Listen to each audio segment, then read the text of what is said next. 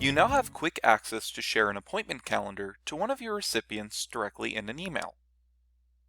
To do so, create a new email draft.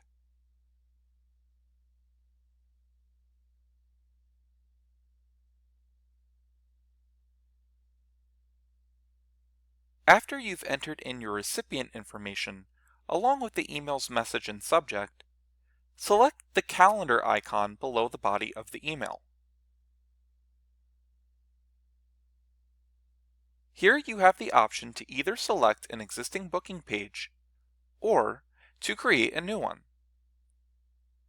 I'll select an existing page.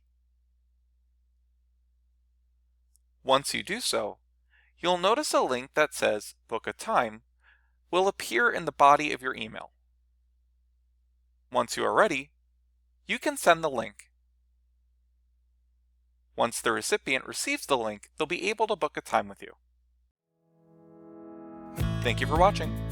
If you would like to discover how you can create an appointment calendar or propose free times to others to meet, please see the links in the description.